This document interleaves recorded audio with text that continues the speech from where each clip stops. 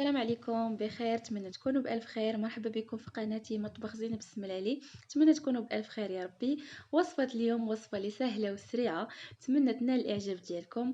وصفة ديال الميني كيك مزينين بالتفاح، كيجي واحد المذاق ولا أروع. ما نقولش لكم وصفة تستحق التجربة. وقبل ما نبداو في تحضير الوصفة كنتمنى منكم تشتركوا في القناة وتضغطوا لي على زر الجرس وباش توصلوا باي جديد من القناه. ولا عجبتكم الوصفه طبعا ما تنساوش تخليوا لي تعليقاتكم وارائكم، ولا جربتوا الوصفه رجعوا عندي باش تخليوها لي في التعاليق. والان خليكم مع المقادير وطريقه التحضير وفرجه ممتعه. انا عندي 2 كيسان ونص ديال الدقيق اللي يكون نوعيه جيده طبعا، ويكون عندي 2 ديال البيضات، عندي كاس ديال سنيده، كاس ديال الزيت، كاس ديال الحليب، وعندي قشور ديال الليمون او البرتقال اللي كان متوفر عندكم ديروه.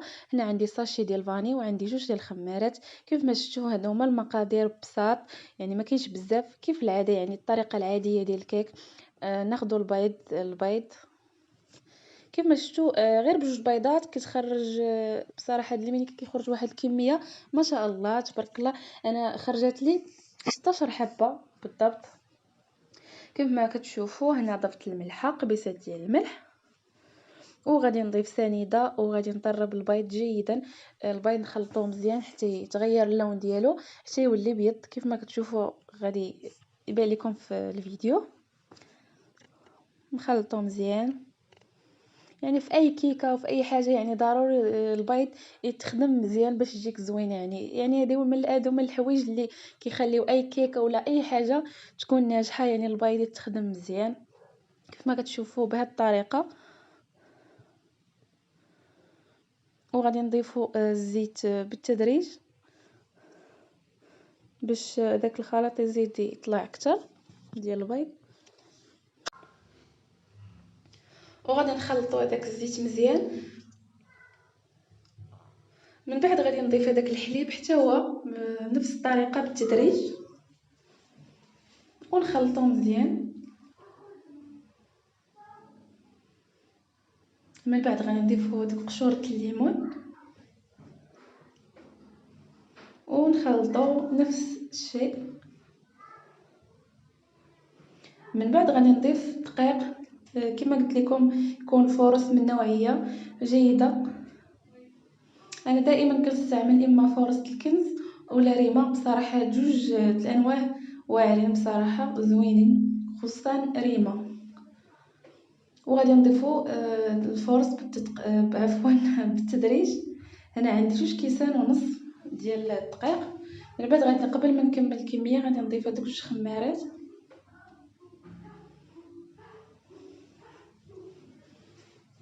وغادي نخلطوا هذاك الدقيق. انا غنوريكم القوام بالضبط كيف خاصو يكون. بالنسبه للدقيق تقدروا هاد الكميه ما ديروهاش كامله، كيف ما قلت لكم على حسب الدقيق واش كيشرب ولا لا، يعني الانواع الدقيق كيختلفوا.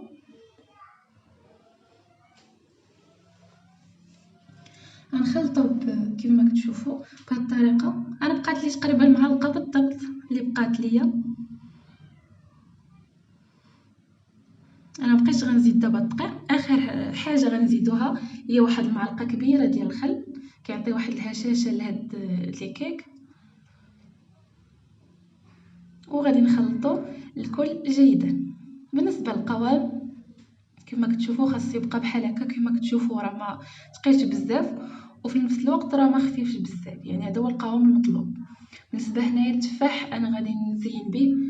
غادي ناخذ التفاح الاحمر، انا غير غسلته وغادي نخليه بالقشور ديالو. هما كيزيدوا يعطيو واحد المنظر لهاد الميني كيك. يعني اللي فضلتو بغيتو تحيدوا القشره حيدوها، مي هكا خليتوه بالقشره، خصوصا هاد الاحمر كيعطي واحد المنظر زايد. نقطعوه بحال هكايا شرائح رقيقه، يكونوا رقاق بهذه الطريقه كيف كتشوفوا. هنا من بعد ما قطعت الشرائح غادي نعصر عليهم واحد نص حامضه. كما كتعرفوا ان التفاح بالزربه تيكحل، اذا ضروري ترشوا عليه هكا الحامض باش يحافظ على داك اللون ديالو. هنا الليمون هادو هما اللي غنخدم بهم، غادي ندهنوهم بالزبده ضروري دهنوهم بالزبده باش ما يلتصقش لكم الخليط. يعني الا درتو الزبده يعني بلا ما تحتاجوا ديروا الدقيق بالمره، راه ما كيلتصقوش بالمره. يعني فاش كدير الزبده ما تخافش زعما شي حاجه. الا درتي الزيت بوحدو ديك الساعه ديروا الدقيق. وهنايا الكميه ما تفوتوش النص، يعني ما تفوتوش باش ما يفيضوش ليكم. وفي هاد الاثناء خاص الفران يكون سخون مزيان، يعني هكا ملي تخدموا فيه وشعلوا الفران مسبقا. هكا ملي نبغيو ندخلوهم غنقصوا عليه، نقصوا العافيه، غنخليوها غير من التحت يعني درجه مهيله. هما بالزربه كيطيبوا، ما كيديوش وقت كتير بالزربه.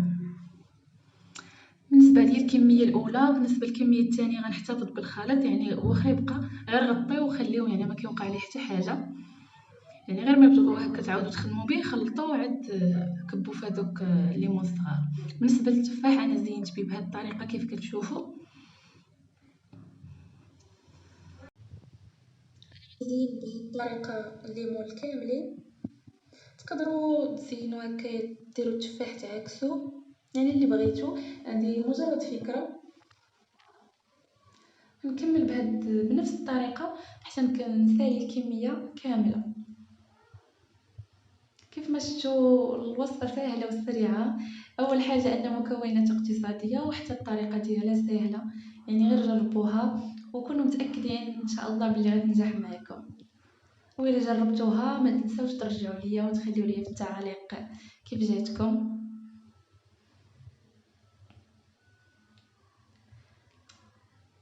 من بعد ما غنسالي هاد الكمية غادي نرشها من الفوق بشوية ديال سنيدة. من الفوق غنرش غير التفاح ماشي الخليط، غنرشو بسنيدة هكا كي باش يتعسل ويجي مذاق ديالهم زوين، ما يطيبوش باسلين. كيف ما كتشوفوا من بعد ما خرجت الكميه الاولى في هذا الاثناء دخلت الكميه الثانيه للفران. هنا مباشره من بعد ما خرجتهم من الفران انا وريتهم لكم هما سخان. كيف ما كتشوفوا كيجي اللون موحد كيطيبوا مزيان. هنا مباشره نحطهم فوق شي شبكه ولا فوق هكا شي منديل باش ما يعرقوش لكم. كيف ما كتشوفوا بالزربه كيديموا ليها، وكيف ما قلت لكم الا درتوا الزبده راكم مهنيين ملي ما غيلتصقوش بالمره. غادي نبقى تنسالي الكميه كامله غادي نديمو ليها. هنا من بعد ما ديموليتهم كما كتشوفوا كيجي اللون موحد، لون ذهبي خطير زوين. بالنسبه للتزيين غادي نزين بالعسل وبكاوكاو اللي مهرمش ومحمر. غادي ندهن الوجه كامل تفاح وكل شيء، يعني الوجه كامل غادي ندهنو بهذاك العسل. تقدروا تدهنوه باش ما بغيتو، يعني اللي عندكم متوفر. الا كانت الكونفيتور ديروه، يعني اللي بغيتو. انا اكتفيت غير بالعسل دهنت به من الفوق. ودابا غادي ناخذ هذاك الكاوكاو المهرمش غادي نديرو من الجناب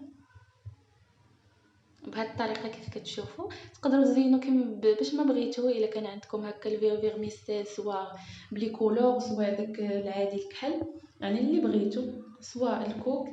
يعني تزيين هذه غير فكره، ديروا اللي بغيتو. كيف ما كتشوفوا غنكمل بهذه الطريقه حتى نسالي هذه الكميه والكميه اللي عندي مازال في الفران، ونتلاقاو باش نشوفوا الشكل النهائي. وكيف ما كتشوفوا هذا هو الشكل النهائي ديال الميني كيك اللي حضرت معكم اليوم. كيف ما كتشوفوا كيجيو اللون موحد، وكيف ما كتشوفوا التزيين كيجي رائع. كنتمنى من وصفه اليوم تنال الاعجاب ديالكم وتجربوها، حيت فريمون واحد الوصفه تستحق التجربه. كيف ما كتشوفوا كما شفتوا اللون موحد وكيجيو حشاش، كيف ما كتشوفوا هشاش هشاش واحد الدرجه لا تصور. بصراحه زوينين زوينين، وحتى المذاق ما نقولش لكم خطير يا البنات. انا خرجت لي هاد جوج بيضات خرجت لي 16 حبه بالضبط. يعني الا كان عندكم ليمون صغار من هكا يعني تقدر تخرج لكم يعني اكثر من هاد الكميه. نتمنى منكم تجربوا الوصفه كما شفتوا، وصفه سهله وسريعه. ولا عجبتكم الوصفه ما تبخلوش عليا من لايكات ديالكم، لايكاتكم عفوا، وتشتركوا ليا في القناه.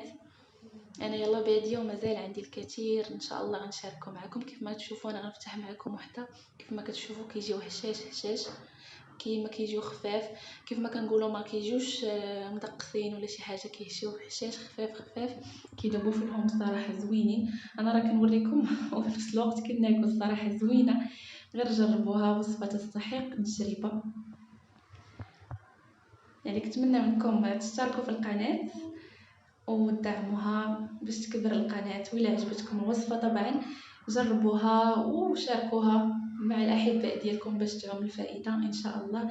الى هنا كنقول لكم خليت لكم راحه، الى فيديو قادم ان شاء الله مع وصفه جديده. مع السلامه.